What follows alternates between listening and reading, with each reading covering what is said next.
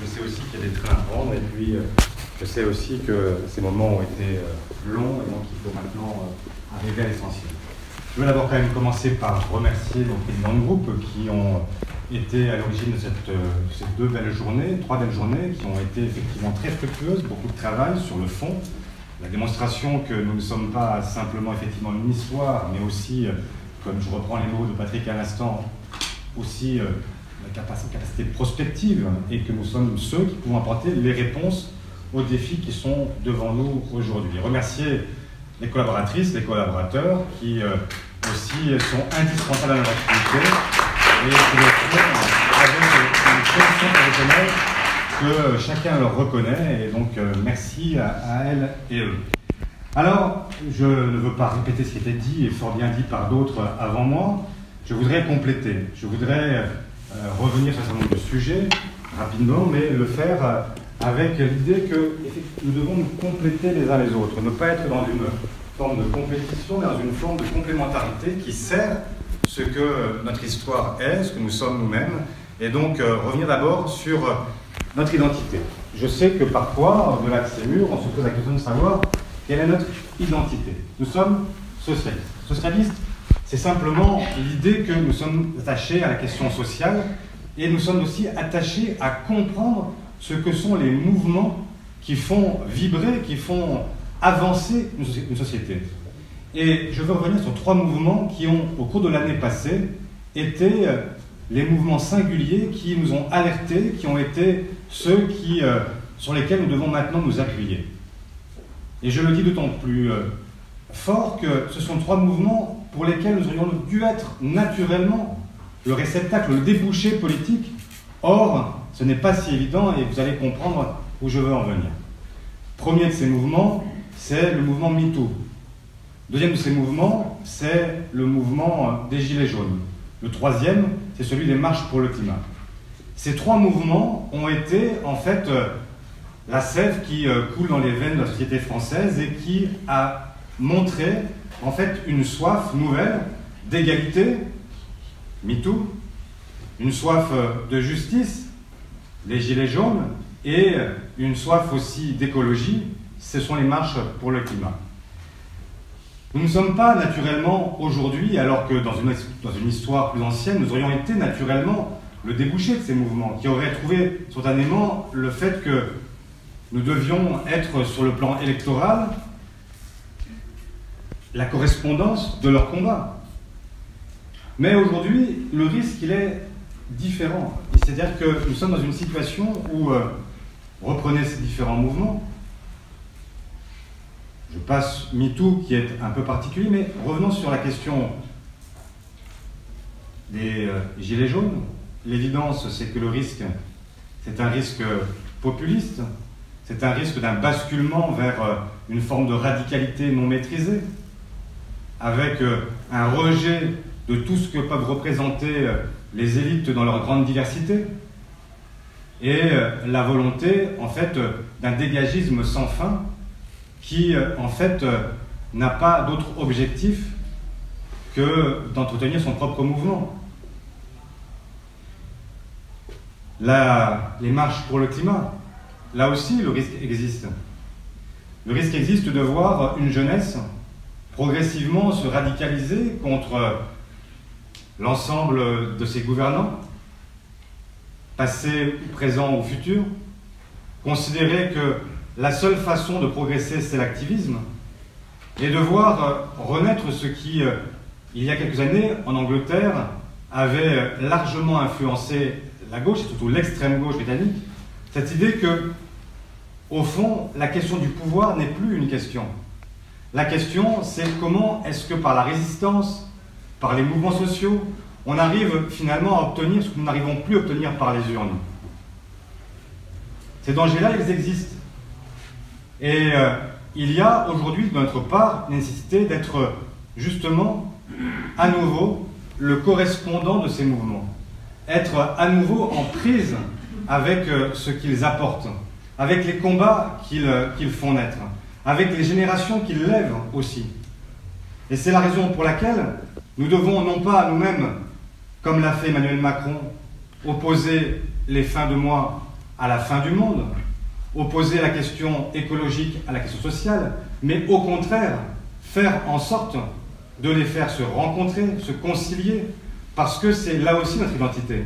Je rappelle que, pour ceux qui l'auraient oublié, il y a 30 ans, quand Gro Harlem Brundtland, première ministre norvégienne, social-démocrate, développe le concept de développement durable, c'est elle qui le fait et nul autre. Pourquoi? Parce qu'il y a une évidence à cette idée qu'il y a 3 piliers sur lesquels nous devons reposer. Pilier économique, pilier social, pilier écologique.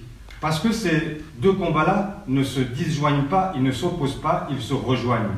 Ils se rejoignent, ça a été dit hier excellemment par Bernard Cazeneuve, et je l'avais aussi dit à La Rochelle. L'évidence, c'est que ce sont les mêmes victimes d'abord. Les mêmes victimes parce que ceux qui sont aujourd'hui victimes de la malbouffe, victimes de l'exposition aux méthodes dangereuses, victimes tout simplement de l'absence de logements qui soient capables de maintenir la chaleur, ces passoires énergétiques, eh bien, ce sont les mêmes victimes et ce sont aussi les mêmes prédateurs. Les mêmes prédateurs, ce sont celles et ceux qui cherchent le profit à tout prix. Celles et ceux qui considèrent qu'il n'y a pas d'autre voie que celle que proposent les libéraux et les néolibéraux. Et donc, la social-démocratie et l'écologie politique ont un destin qui sont liés. Et quand, à chaque fois que j'entends Yannick Jadot nous expliquer que l'écologie serait ni de droite ni de gauche, et que le clivage gauche-droite serait obsolète, je pense exactement l'inverse. Je pense que le clivage gauche-droite, il traverse y compris l'écologie. Y compris l'écologie. Il y a une écologie de gauche, celle que nous connaissons, celle avec qui nous avons construit une part de notre histoire, qui est une écologie progressiste. Et puis, il y a aussi des courants écologistes qui sont de droite, voire même d'extrême droite. Une écologie réactionnaire, une écologie conservatrice, une écologie qui considère que, au fond, la question de l'ordre naturel s'impose au progrès. Une écologie qui considère que la famille se limite à sa vérité biologique. Une écologie qui considère que les circuits courts, c'est la meilleure façon de fermer les frontières à celles et ceux qui pourraient vouloir commercer avec nous. Donc, il y a bien un clivage gauche-droite qui se maintient, y compris vers l'écologie. Et ce n'est pas une lubie de socialiste. Ce n'est pas une lubie sectaire. Ce n'est pas la volonté de maintenir des cadres qui sont les cadres de notre propre existence, mais parce que c'est le souffle même de la démocratie qui repose sur ce clivage entre la gauche et la droite. Et c'est la raison pour laquelle nous devons, nous, faire vivre le social et l'écologie et la démocratie d'un même pas. Les faire vivre ensemble. Et c'est ce que je retiens également de la leçon des Européennes. Chacun l'aura compris, c'est l'extrême droite qui l'a emporté. Et c'est Emmanuel Macron qui a réussi à se poser comme rempart, même s'il a été un rempart qui n'a pas complètement réussi sa mission, il est arrivé en seconde position. Et c'est une gauche éclatée qui, elle, était logiquement en situation d'être la première force de ce pays et qui, en réalité, est apparue comme la perdante de ce scrutin.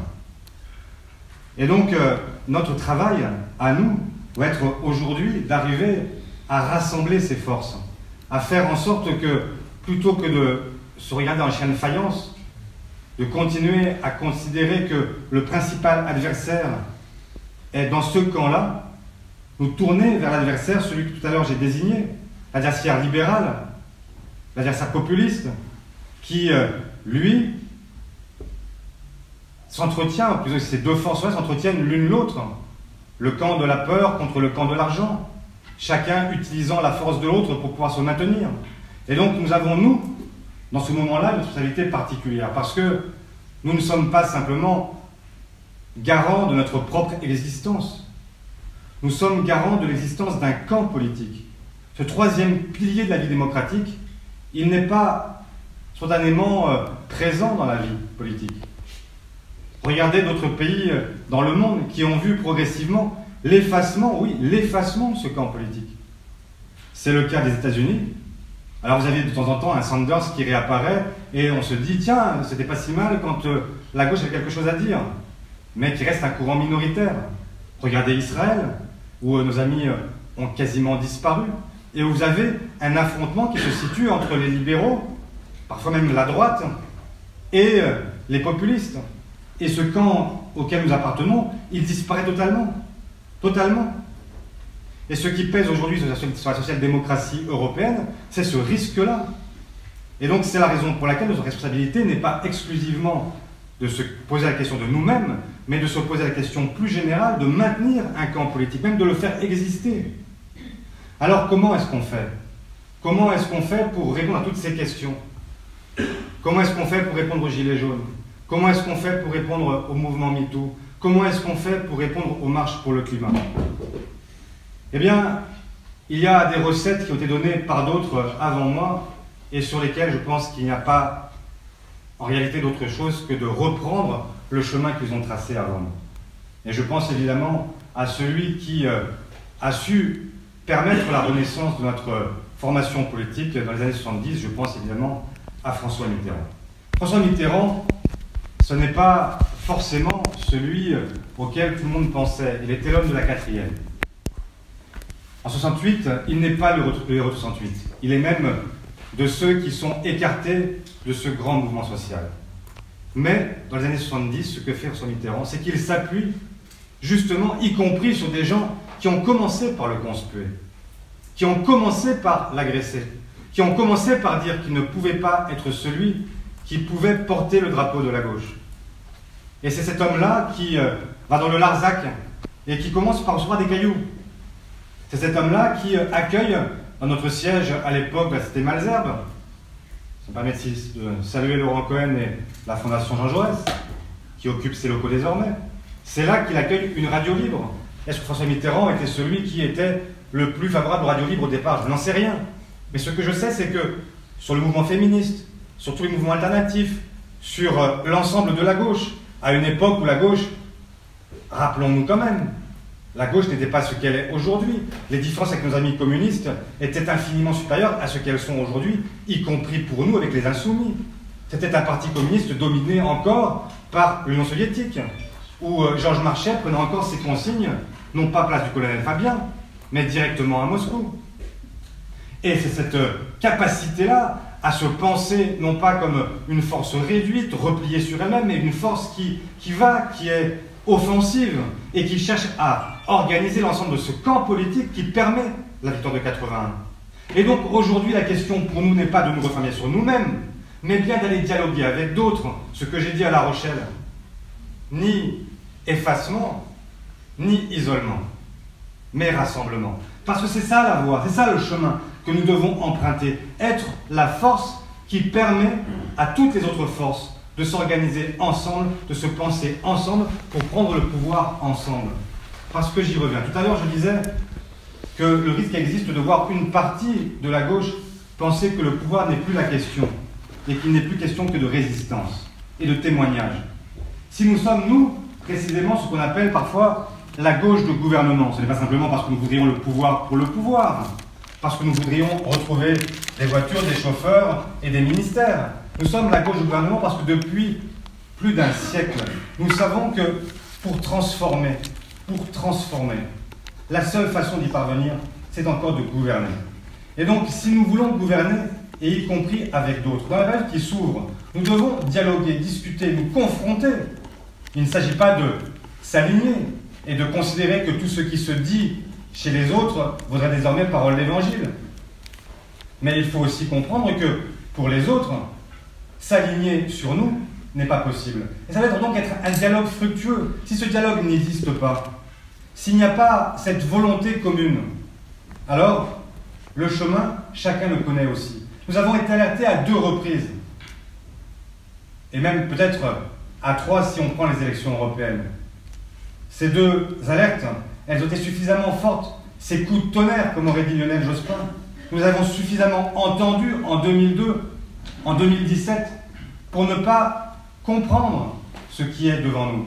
Ce qui est devant nous, chacun le sait bien. Et le pari d'Emmanuel Macron, c'est précisément que nous ne réussissions pas ce dialogue. Parce que si ce dialogue n'existe pas, s'il y a 5, 6 candidats, si Jean-Luc Mélenchon est candidat à l'élection présidentielle, ce qui est probable, si Yannick Jadot y va, si Benoît Hamon y va, si les communistes pensent que désormais il faut qu'ils se réidentifient dans le débat politique et qu'ils y vont aussi, si nous y allons aussi, si Delphine Batho y va aussi, et j'en ai certainement oublié parce qu'il y en a tellement, et j'ai oublié l'extrême gauche. Mais le résultat, il est connu d'avance. Il n'y aura pas de second tour à l'élection présidentielle pour la gauche et pour l'écologie.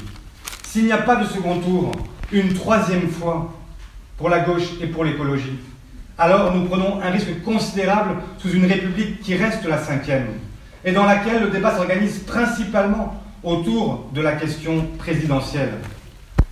Et là, je reviens à ce que je disais à l'instant, il y a un risque profond qui est celui d'être dans une forme de normalisation, de banalisation, avec un continent européen qui se retrouve dans une opposition aussi simple que l'opposition entre les populistes et ceux qui se présenteront à notre place dans une forme d'imposture, mais qui fonctionnera comme eux, ce qu'il reste de progressistes. Alors je vais finir quand même sur des paroles optimistes, parce que je crois profondément à notre capacité à y parvenir. D'abord parce que ce sont souvent les modes de scrutin qui conduisent au comportement que nous connaissons. La chance que nous avons, c'est que nous avons commencé par le cas des modes de scrutin, la proportionnelle quasi intégrale avec les élections européennes, que nous continuons avec des élections municipales, qui sont des élections à 2 tours, dans lesquelles nos adversaires libéraux et populistes sont aussi les moins ancrés. Et il y a 2 tours, et le deuxième tour permettra ce rassemblement quand il n'a pas pu intervenir dès le premier tour. Puis viendront des élections départementales et régionales qui imposeront là aussi le rassemblement parce que nous savons ce qu'il en coûte dans un moment où nous ne sommes plus dans le bipartisme mais dans le pentapartisme. Et donc là aussi, l'absence de rassemblement, c'est la disparition pour les uns comme pour les autres. Et dans les régions que nous connaissons bien, celle des Hauts-de-France, celle de PACA, dans le Grand Est, le risque, il est vraiment celui d'une disparition de ce que nous sommes si nous n'y prenons pas garde.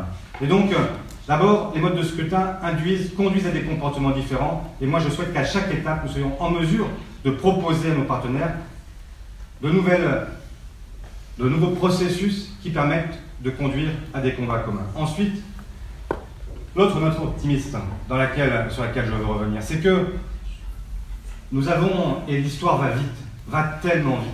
Il y a 6 mois, nous étions à commenter cette montée que nous croyions inexorable des populistes. On nous disait, les populistes, ils sont partout, et ils sont partout. Et ils gagnent tout.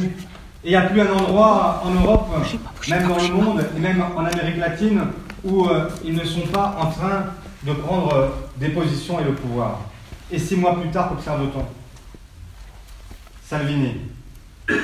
Il a joué, pour l'instant, il n'a pas gagné. En Autriche, les Autrichiens ont compris à qui ils avaient affaire et quels étaient en fait les corrupteurs, les corrompus et quels étaient ceux qui avaient une vision plus saine de la vie politique. Je pourrais continuer par l'Amérique, les États-Unis, de Trump, où les sondages nous font espérer une alternance possible. Et donc, et je pourrais prolonger encore chez Bolsonaro, qui est lui-même maintenant contesté par une partie de sa population. Et je ne crois pas que l'extrême droite, même si elle reste puissante en Allemagne, en France, dans les pays nordiques, soit en mesure aujourd'hui d'être l'alternative. Mais c'est comme pour la question climatique. C'est une question de temps, c'est une question de responsabilité, c'est une question de volonté. Si nous ne sommes pas l'alternative aux libéraux, si nous n'arrivons pas à imposer un autre chemin dans les prochains mois et dans les prochaines années, alors ce chemin, effectivement, redeviendra celui des populistes. Parce qu'il y a un moment où rien ne conjurera la colère des peuples. Et si nous n'arrivons pas à offrir, et j'y reviens et je conclus par là, un débouché à ces gens qui pensent que les femmes et les hommes, ce n'est non pas un combat simplement contre les violences, mais un combat pour l'égalité. Un combat qui permet à chacune et à chacun de vivre librement, de vivre de manière fraternelle, de pouvoir être enfin capable de tenir pour la moitié de l'humanité la promesse républicaine. Si ce chemin-là n'est pas emprunté, alors d'autres l'emprunteront et l'utiliseront à d'autres fins. Et ils utiliseront y compris la question féministe pour mener des combats contre l'islam, contre les musulmans, contre celui qui est différent. Si nous n'arrivons pas à être ceux qui donnons sens à ces beaux mots de Laurent Berger du pouvoir de vivre, si nous n'arrivons pas à restaurer l'idée qu'on peut vivre de son travail, que l'on peut être celui qui vit la transition numérique sans pour autant devenir le nouvel esclave d'une plateforme, si nous n'arrivons pas à répondre à ces ubérisés, à ces deliveroisés, à tous ces gens qui aujourd'hui découvrent que l'indépendance, c'est la façade, mais que la réalité, c'est celle de la soumission. Si nous n'arrivons pas à répondre à ces gens-là, alors il y aura d'autres gilets jaunes et la colère continuera de monter. Et nous ne serons pas en mesure de l'arrêter. Enfin, répondre à celles et ceux qui, effectivement, voient le réchauffement climatique et qui pensent, pour les plus jeunes, que nous sommes suffisamment égoïstes pour penser que nous ne serons plus là pour subir. Et que donc leur avenir, en réalité, se joue dans les mains de ceux qui sont irresponsables et ne sont pas prêts à leur donner la même chance que nous avons connue quand nous sommes arrivés sur cette planète. Et donc là aussi, un divorce qui peut se faire à la fois entre les générations et puis surtout avec l'idée que finalement l'écologie ne peut se vivre que de manière radicale et se vivant de manière radicale, être finalement dans une tension qui ne permet pas la transition écologique. Parce que la transition, chacun l'a compris, elle doit être sociale en même temps qu'elle doit être écologique. Si elle est trop brutale, alors c'est les gilets jaunes. Et donc c'est cet ensemble-là qu'il faut arriver à concevoir, prendre tous les bouts de la chaîne. Et c'est compliqué. Jamais la vie politique n'a été aussi complexe en réalité. Nous avons connu des périodes plus simples. Nous avons connu des périodes où il suffisait d'être de gauche ou de droite. Il suffisait d'être dans le camp de ceux qui sont pour la justice contre le camp de l'argent.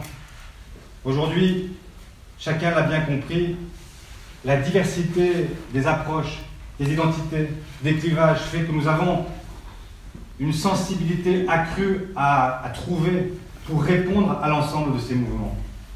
Mais ce que je sais aussi, c'est que quand la gauche a connu des creux, et elle a connu beaucoup de creux dans son histoire, ça n'a pas été un siècle lumineux, avec uniquement des réussites et des victoires, ça a été de nombreuses défaites.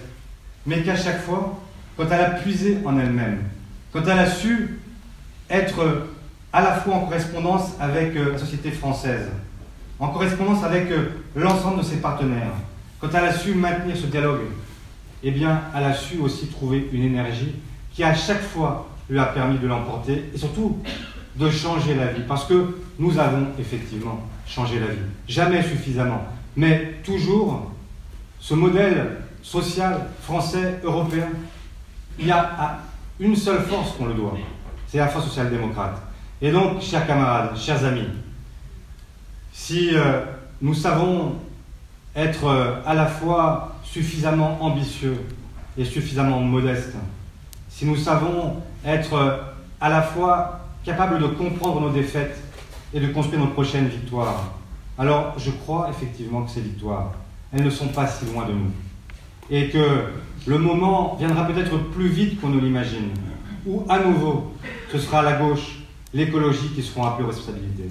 Ça ne dépend au fond que de nous, parce que le principal défaut de la gauche, c'est que ses principaux adversaires sont en son sein même. Et je finis par cela. Je sais que parfois nous nous irritons de ce que peuvent dire d'autres de nous-mêmes. Mais moi, ce qui m'irrite le plus, ce n'est pas tellement ce que d'autres disent de nous. Il n'est pas illogique que des gens qui ne sont pas chez nous pensent différemment de nous. Ce qui m'irrite le plus, c'est de voir que, en notre sein même, nous sommes capables à chaque fois de nous diviser davantage. Et si nous ne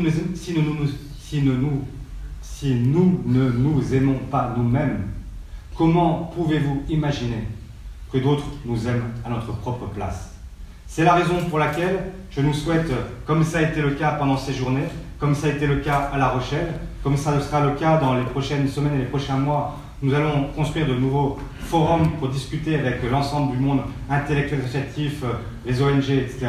Bien, je souhaite que ça se fasse dans cette unité retrouvée, dans cette volonté de construire ensemble, parce que c'est là le chemin, et ce chemin-là, je veux m'en porter garant avec vous. Merci.